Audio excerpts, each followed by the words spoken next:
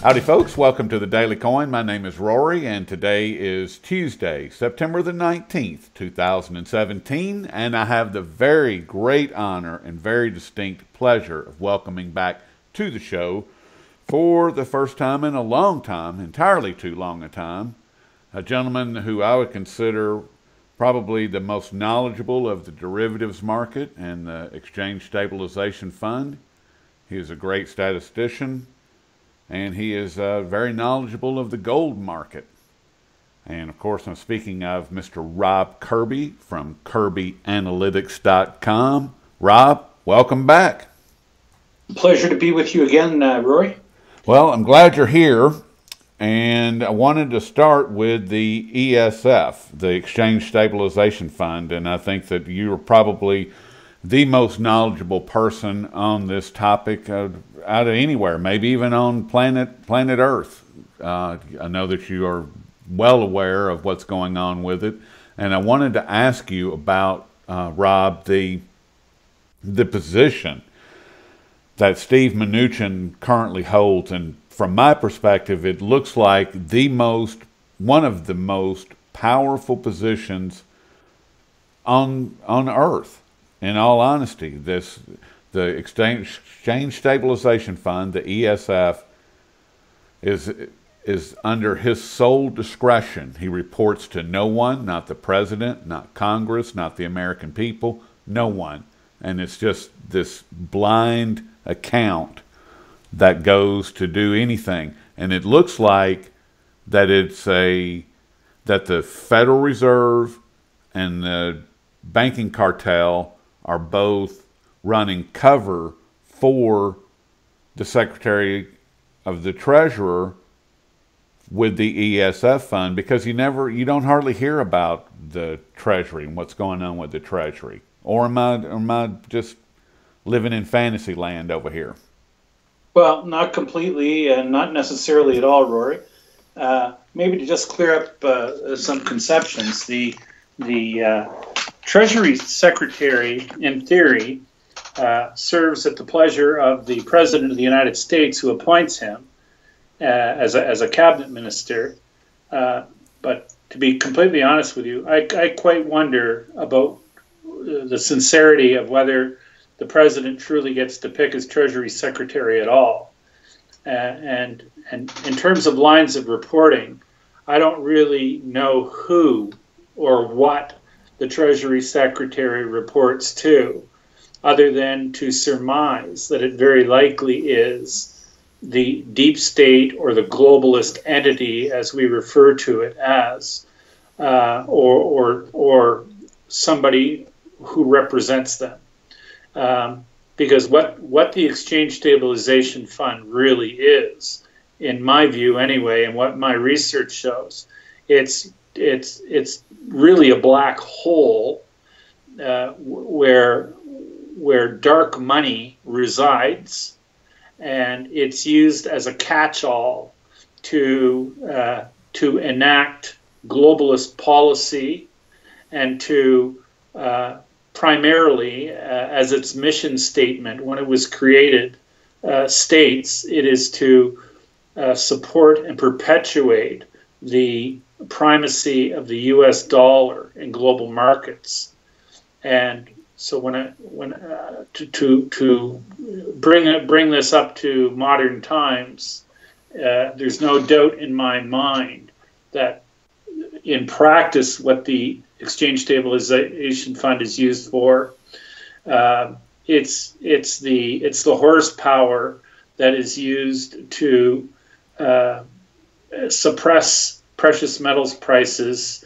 It is the horsepower or the catch-all that provides endless bids for U.S. government debt, which is falsely characterized as the U.S. debt markets having such resounding liquidity and depth, when in fact it's really not much more than a cheap parlor trick where you've got a whole bunch of dark money that's not even acknowledged to exist, and this pool of dark funds, which in my belief is numbers into the many trillions, is used to backstop everything from U.S. government bond auctions and to sopping up the liquidations of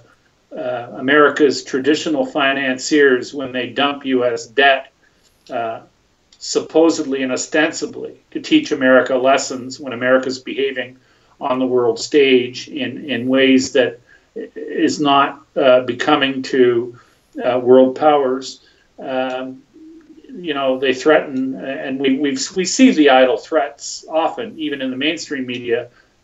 We hear things like, well, China could really cause trouble for America by liquidating their U.S. government debt because they are I think currently they're the largest holder of U.S. government debt, and typically it's a toss-up between them and Japan and often Saudi Arabia as to who the largest holder of U.S. government debt is.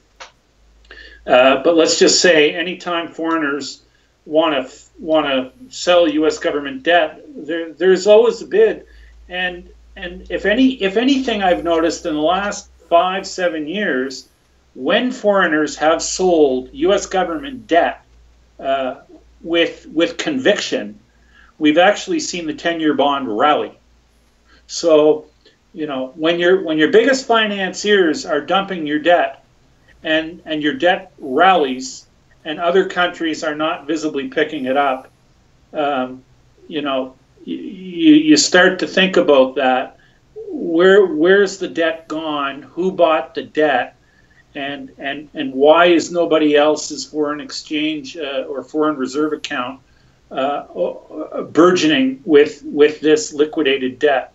And the reality is, sadly, is this debt is being bought and it's being memory holed by the Exchange Stabilization Fund. It's being bought with dark dollars, and then those bonds are being retired to the black hole, the same place where the money that came to purchase them came from. And this also, Rory, by extension, goes a long way to explain why the U.S. government has never had a failed bond auction. I can tell you that I worked in the institutional markets, in the debt markets in the 80s and the early 90s, and I can tell you that Western countries, major Western countries like Germany, France, Italy, they've all had failed bond auctions in the past. And the only country that comes to mind that's never had a failed bond auction, at least for public consumption, is America. And I would contend to you that the reason that America's never had a failed bond auction is because the heft of the Exchange Stabilization Fund is always standing in the background, willing and ready to do its job, to stand in and sop up the excess supply of U.S. government debt to maintain the illusion in world markets that the dollar is worthy of the mantle of being the world's reserve currency and basically infallible. And the notion that America's never had a failed bond auction starts to make me think in conspiratorial terms, in that, I think of sports analogies, and I think in terms of baseball, and I think in terms of people who go up to bat in Major League Baseball, and there aren't many batters, who bat 1,000. As a matter of fact, there's never been a batter who's batted 1,000. But America, with their bond auctions, do sport a 1,000 batting average, and no other country on the planet can actually make that claim. Only America. So, that's maybe a little bit to digest, but there you go. Well, that would explain a lot. I mean, as far as the dollar still remaining in power, being the tool that it is, the the absolute instrument of power for the deep state, for these oligarchs that are running the show in the background. If you have an endless supply of anything, then you're going to be in better shape than everybody else. Doesn't matter what the thing is. If there's an endless supply, it doesn't matter. Well, and I mean, without splitting hairs, we're not necessarily exactly saying that the supply is endless, although it very well may be. But what we are saying is that the amount of dollars that are in fact in existence is very likely, at least in my view, extremely larger than the amount that is believed to be in existence.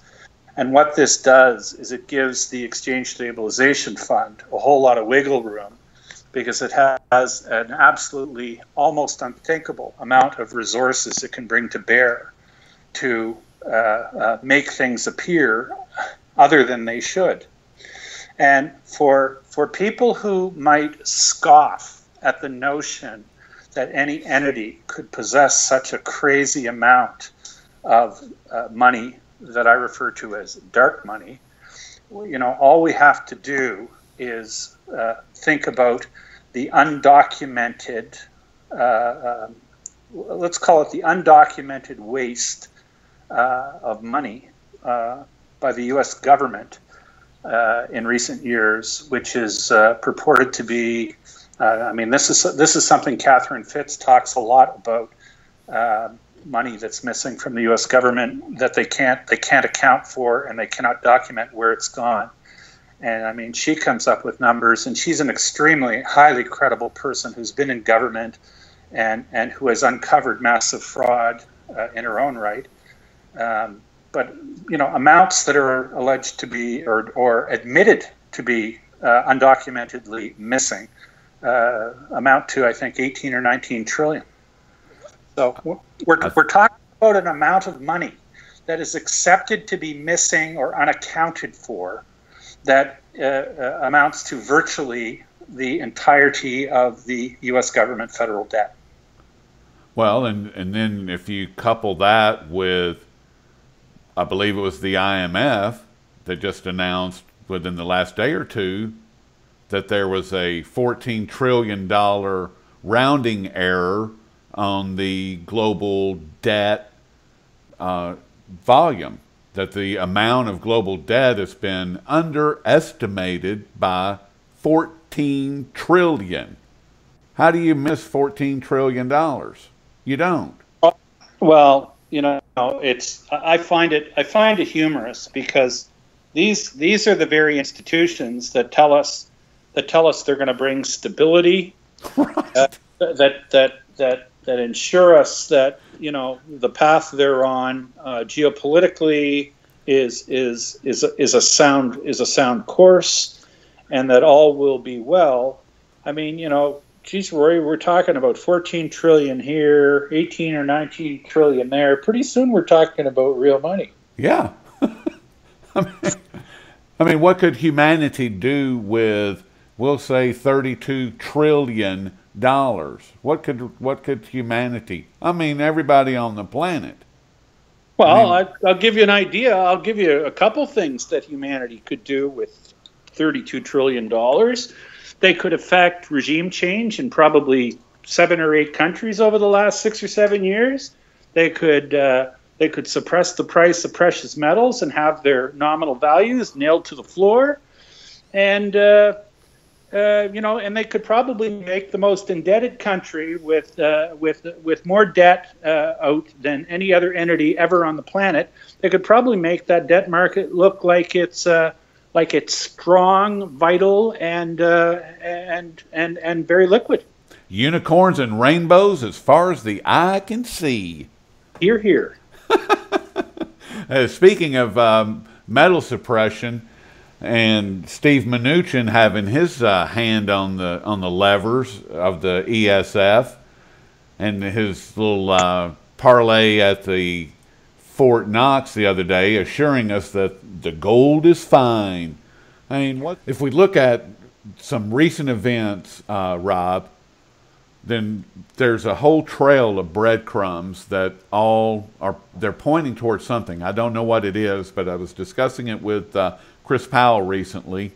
And you go back, and the Wall Street Journal released this article, and they talked to James Turk and John Embry and Ronan Manley, and the article was painted in such a way that it was kind of slanted towards conspiracy theory, but they were asking about the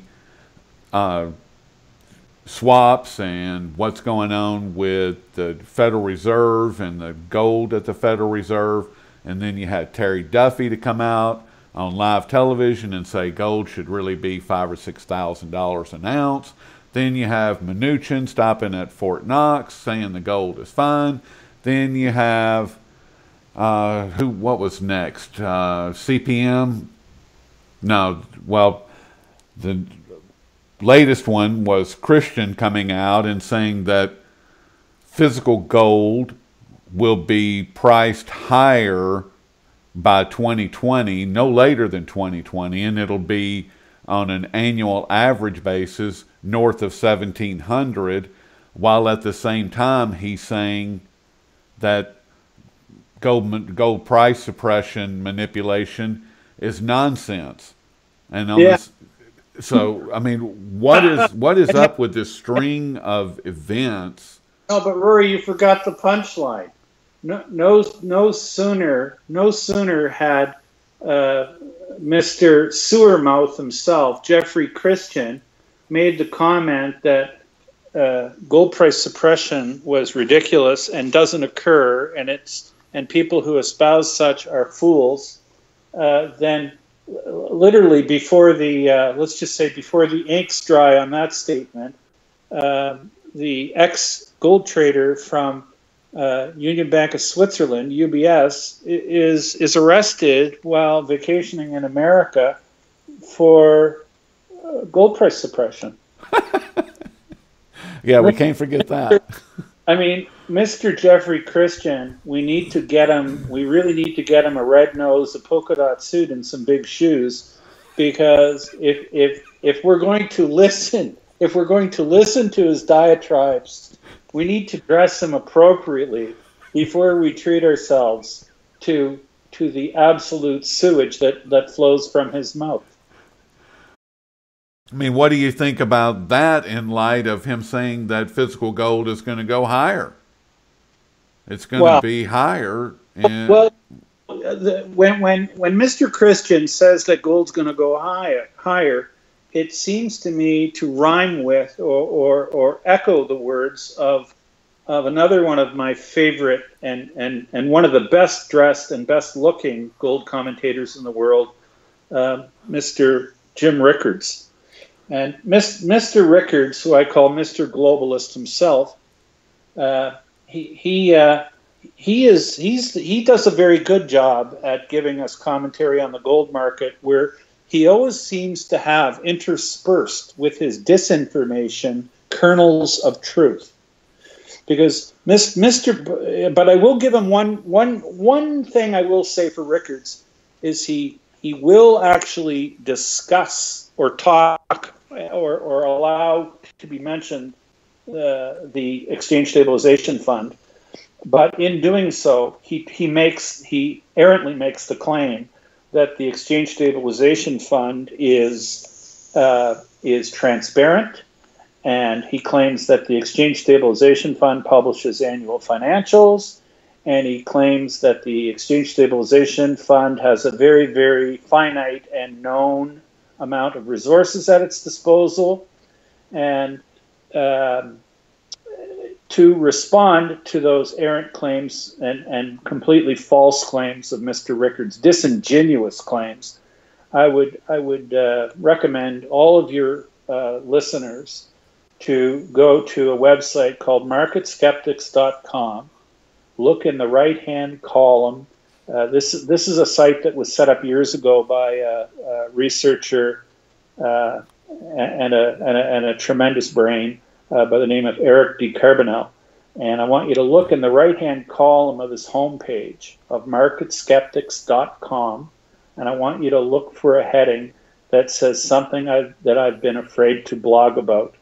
And click on the link on the right-hand side of the homepage, and it will take you to a 5-part tutorial, a YouTube tutorial on the Exchange Stabilization Fund, its roots, why it was set up, and what it does, and the relationship between the Exchange Stabilization Fund and the Federal Reserve, in that the Exchange Stabilization Fund was created by an act of Congress in 1934. When it was set up, it was seeded with about $3 billion in 1934 money.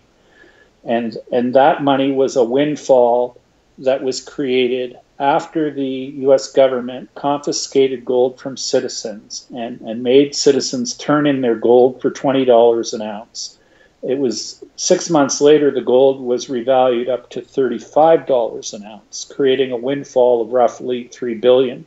That $3 billion in 1934 dollars was used to seed the ESF, or the Exchange Stabilization Fund.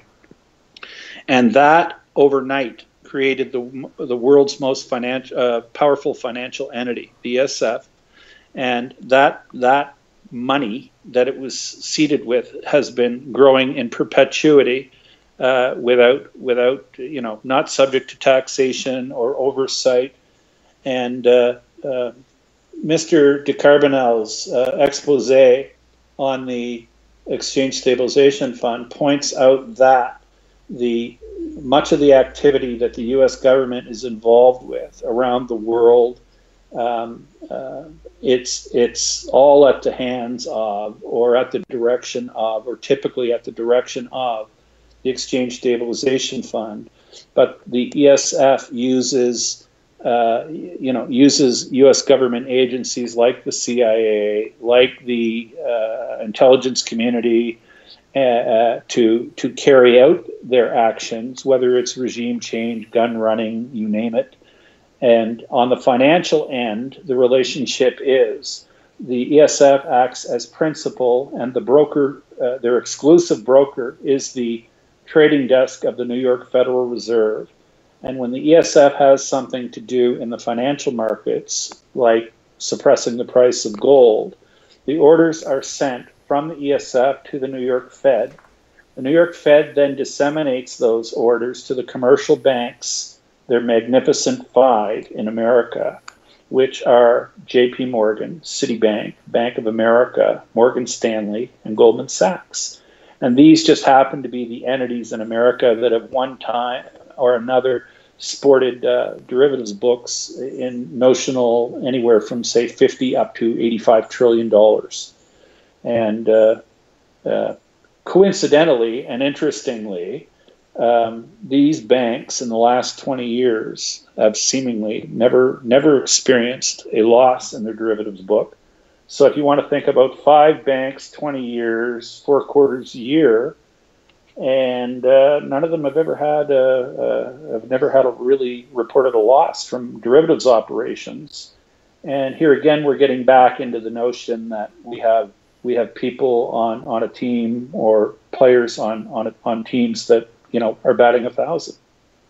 And let me tell you, as a person who's come from the institutional universe and dealt with trading desks at banks for many, many, many years, including back in the 80s and the early 90s, my biggest client was Citibank Canada Toronto, who at the time was the biggest derivatives book in the world, and served as the clearinghouse for Citibank worldwide, because a lot of the derivatives that get traded today were actually invented here in Canada, or incubated here, and for reasons that we don't need to get into today. But there's good history behind that too, and it's a great story.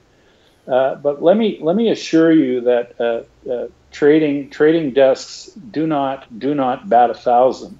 In quarter over quarter over quarter over quarter, and extrapolate that out to 20 years. When you trade and take risk, you have bad runs. Anybody who gambles knows that you don't win every time. if you take a coin, and you flip it 4 times a year, and then you do that for 20 years, the odds of you getting that right every time are not good. Any gambler, even any drunk gambler knows that. What it really comes to, or it's the same. Look, another analogy,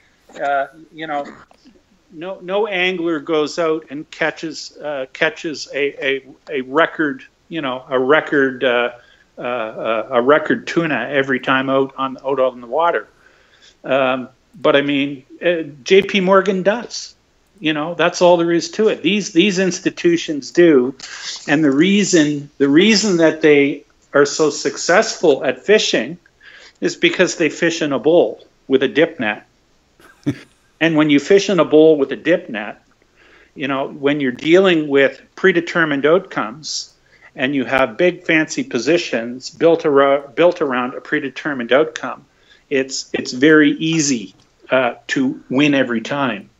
And you see, this is the holographic nature of our capital markets. It's the true holographic nature of our capital markets, where crony capitalism is practiced to the nth degree, and where agents who serve the deep state or the globalist entity, are basically guaranteed wins every time.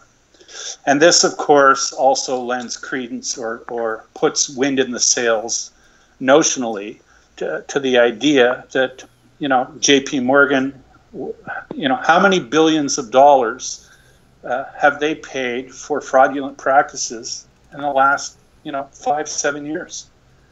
I mean, I know that the fines that they've paid amounts to tens of billions. Yeah. And yet, the namesake, Mr. Diamond, last week came out and made a pronouncement that Bitcoin was a fraud. Well, Mr. Diamond, how many billions of dollars has J.P. Morgan paid under your leadership for just that? For fraud? Anyway, I mean, what it really amounts to, Rory, you can't make this stuff up. No. Unfortunately. And I mean, that can take us off on another jag about cryptocurrencies. And because Diamond, Zero Hedge reported the very next day after he made this statement that J.P. Morgan in Europe was purchasing Bitcoin. Well, but he had said the day before he was going to fire any of his traders caught trading it. So, I mean, isn't it ironic that as Mr. Diamond was stating that Bitcoin was a fraud, he in the same breath stated that his daughter had traded Bitcoin and made money. Yes. Yes. I mean, come on. Anyway, what I find sort of ironic or humorous about this, and maybe possibly even in a gallows type of way, is while Mr. Diamond says that Bitcoin is a fraud, out of one side of his mouth, is his bank stock and trade is the Fiat US dollar, and he claims that Bitcoin is a fraud, I guess ostensibly because Bitcoin is backed by nothing, but the US fiat dollar is also backed by nothing. And frankly, between me and you, Rory, I think we have a better handle on how many Bitcoins there are in existence than we do US dollars, because we have dark pools of US dollars that are not even acknowledged to exist, as in namely the dollars that are sunk in this black hole called the Exchange Stabilization Fund. Well, and we just identified a minimum of 32 trillion that the IMF and the GAO can't find. The Government Accounting Office, or the General Accounting Office of the United States, can't find 18 trillion. IMF suddenly discovers this rounding error of 14 trillion. I mean, and the other thing that Mr. Diamond, the other thing, Rory, that Mr. Diamond has to be well aware of, his former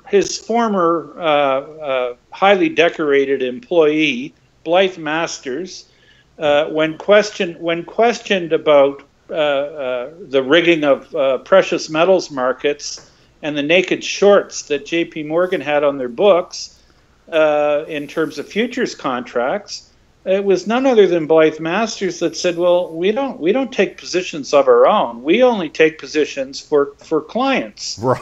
And so Mr. Diamond would be well aware that the true other side of their precious metal shorts are none other than the U.S. government.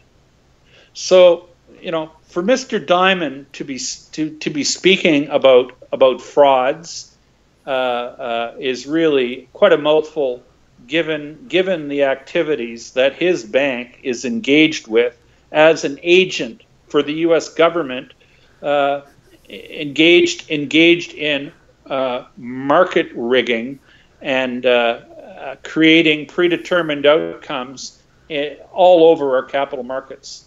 And this occurs not just in the precious metals area; it occurs in the interest rate arena. It occurs in the fixed income arena, and J.P. Morgan is knee deep in this and front and center with all that's going on. It's incredible.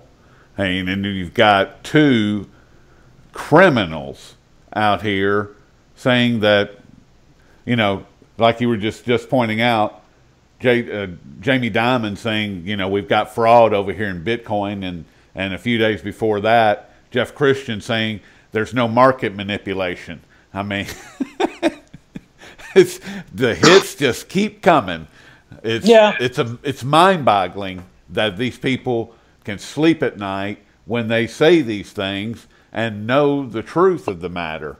But that's how criminals, that's how they live their lives. So, and just to spend a couple minutes now that we've brought up the name Bitcoin or the term Bitcoin, and a lot of people, I think, maybe mistakenly or misguidedly, think that Bitcoin is cryptocurrency or represents all of what cryptocurrency is or stands for.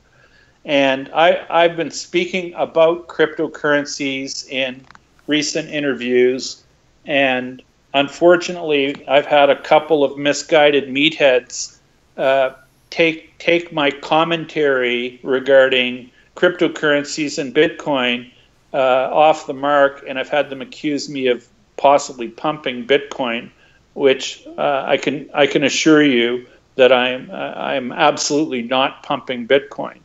But what I've been trying to put across is the inherent value that is contained within the underlying technology that gives Bitcoin its sustenance, and that is blockchain technology.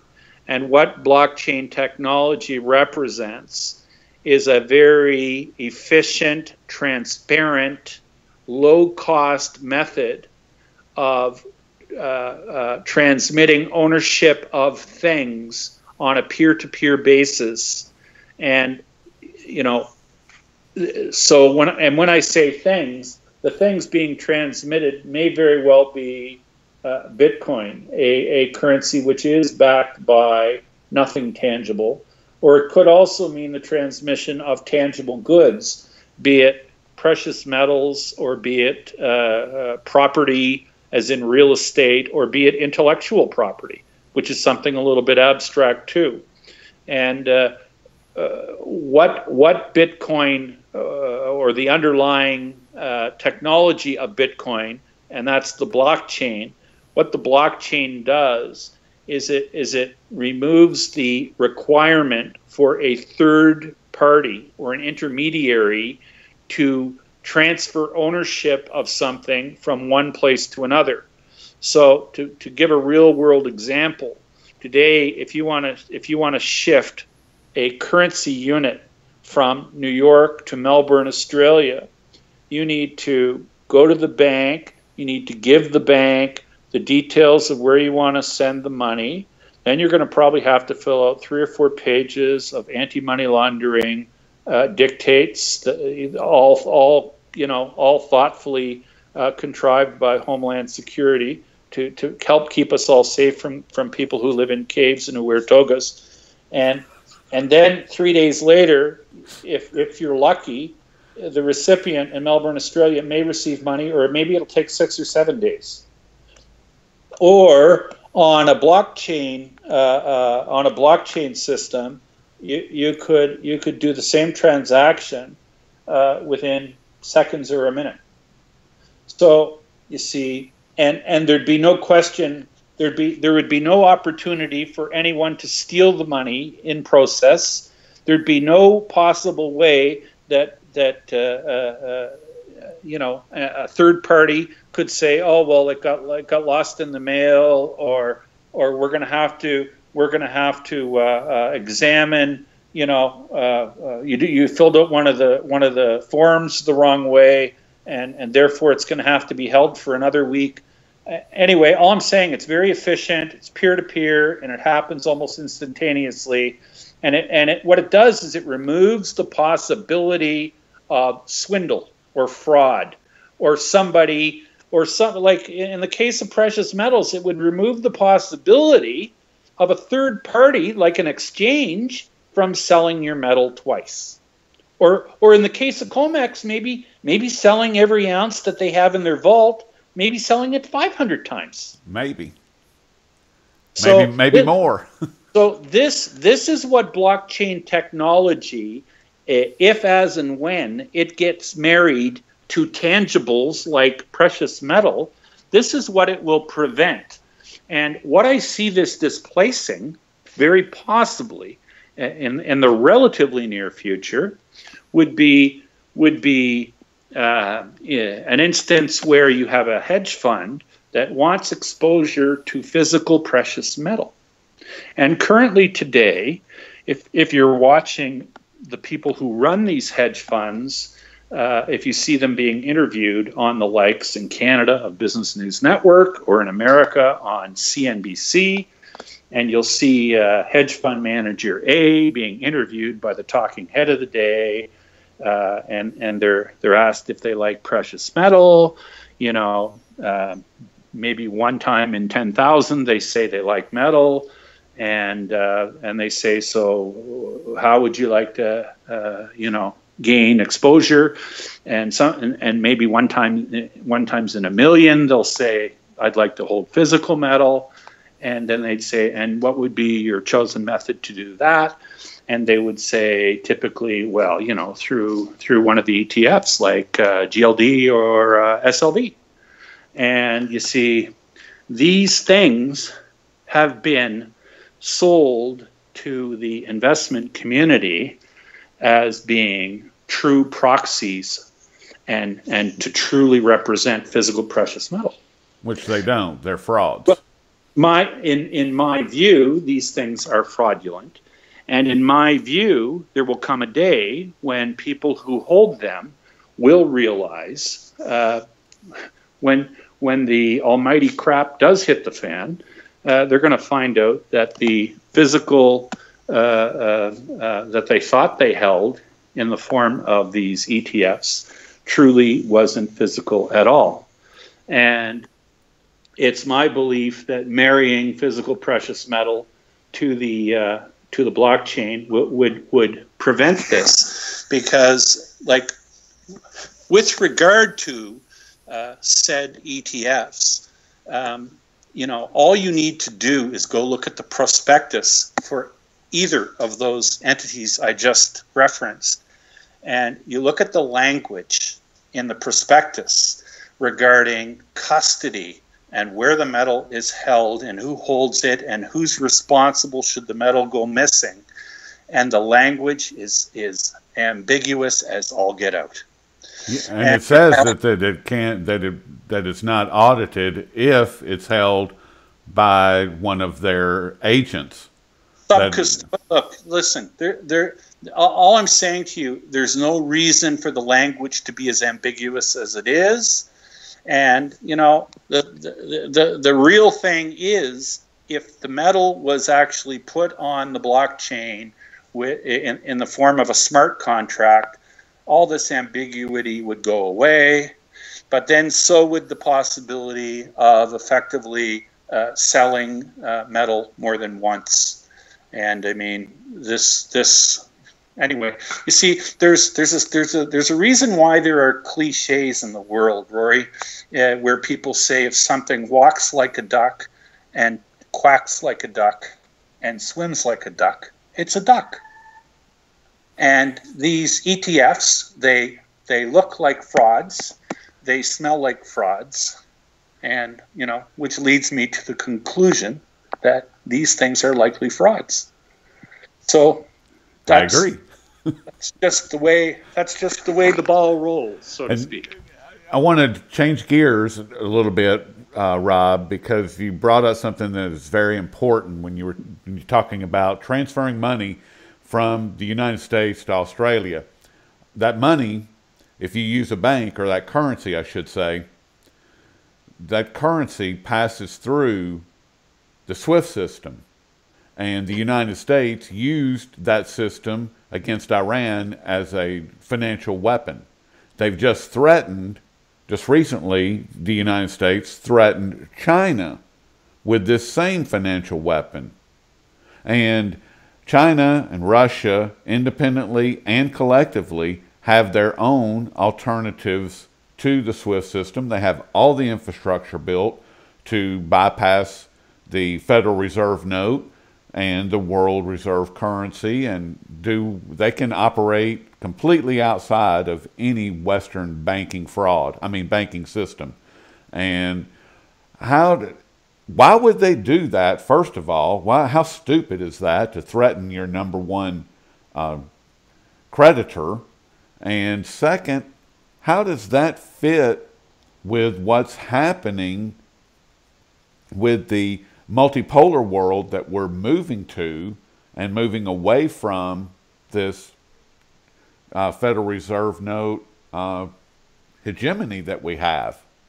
I mean, what's going on with that? Well, I have a couple thoughts on that. If let's just say if American interests, or if globalist interests were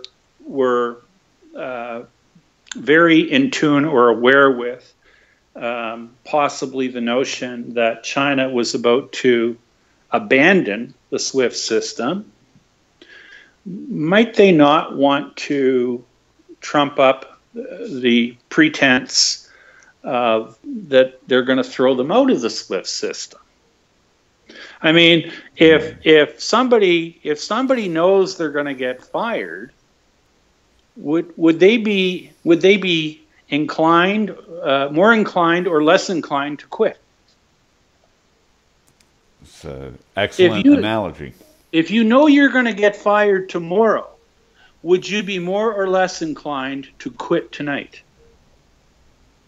Be more inclined. Wouldn't you think so? So if the system knows that it's going down, and if the system knows that China is going to abandon the system, might the system want to trump up the idea, no pun intended, but might the system want to trump up the idea that they were going to throw China out of the system?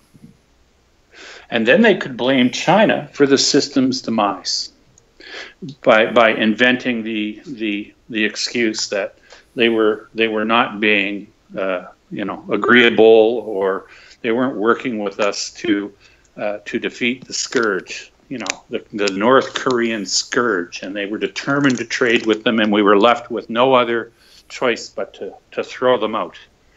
But they were going to leave tomorrow anyway. So I ask you that question, and I'm not saying that is necessarily the case, but it wouldn't surprise me if it turned out to be the case. Well, it wouldn't surprise me. Nothing would surprise me at this point. especially with our monetary system and global economics. And it's such a mess at this point. I mean, you had Trump on TV, or not on TV, but he was at the United Nations, and I stopped listening after he was telling the world, that he just gave the military a huge raise, and that it's going to be the strongest military in the world, even stronger. We can kill more people now than ever before, while at the same time, this is in with the backdrop of what we were just talking about, along with the Shanghai Cooperation Organization, the Belt and Road Initiative, the North-South Corridor, the Eurasian Economic Union, the BRICS Consortium, all of these multipolar world systems coming to fruition. They are being built out right now. All of the infrastructure to support these alliances is already in place. They just have to go to work and build the rail system, the water system, and the solar system, and whatever it is that needs to be built. But all of the supporting infrastructure, all the monetary supporting infrastructure is already in place. Why would this globalist do this? Well, it's I think very likely it goes back to what we were just discussing.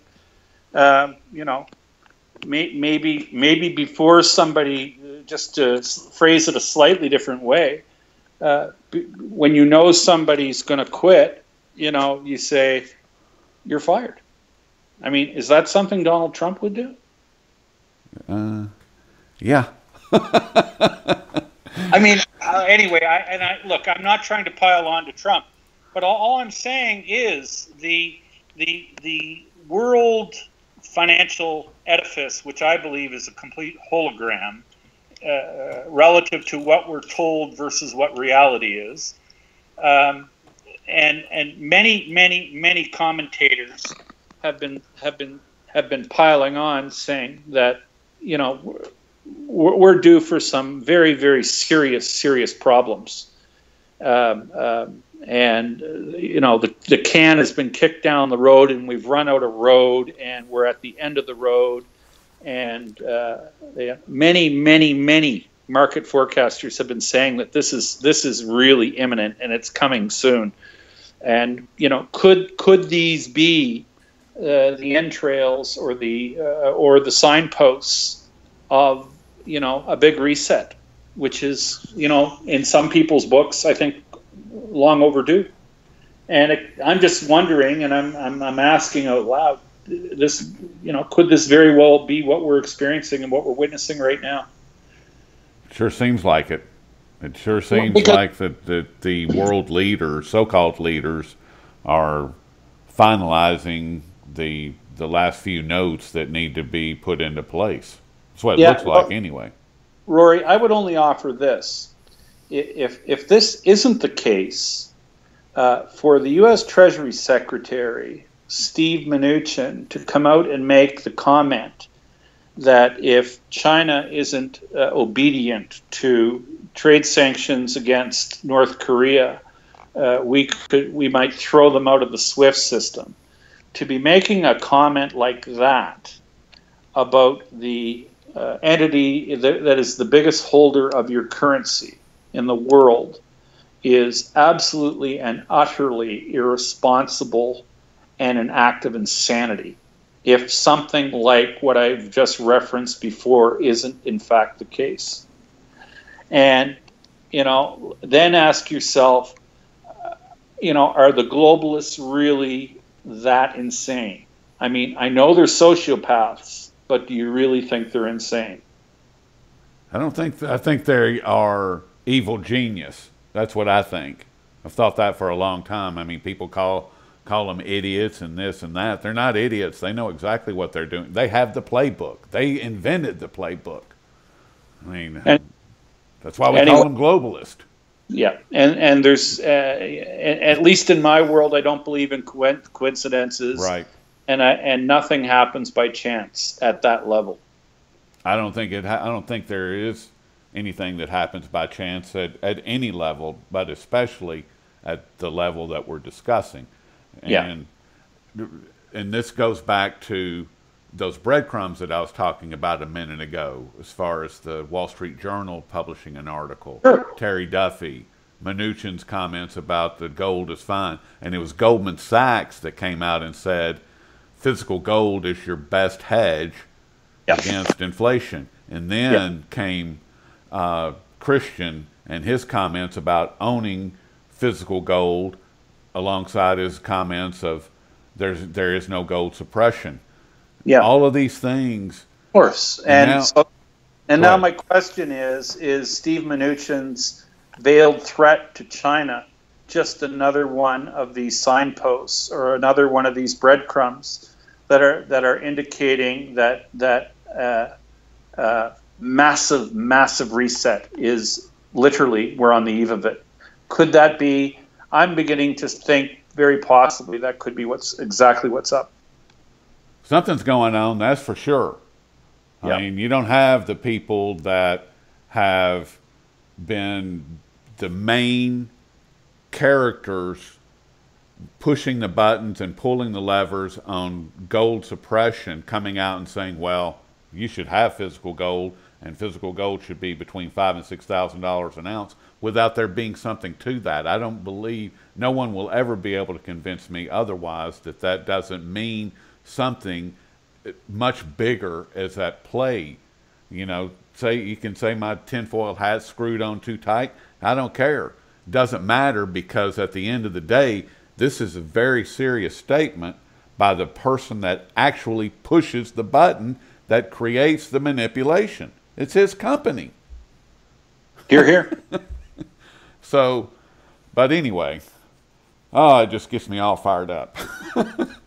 Well, we are truly living in unprecedented and interesting times. And, times like no other. Times like no others. I'm glad we're here. And speaking of which, I'm going to let you get back to your afternoon, Rob. I really appreciate all your time this afternoon. It's been great, and I can assure you we will have you on a lot sooner than we did since our last conversation. And is there anything you would like to leave the folks with? Stay long and strong, physical precious metal. I equate the ownership of physical precious metal to having fire insurance on your house. And there's no doubt in my mind that homes are going to burn. And now is not a time to be canceling your life insurance policies. And if you don't have one, it's a great time to go out and get one. Go get one today or add to your coverage. And we've been speaking with Mr. Rob Kirby, and you can find all of Rob's great work over at kirbyanalytics.com. Rob, thank you for everything, and we will talk with you soon. My pleasure, and you have a good afternoon, Rory. Thank you.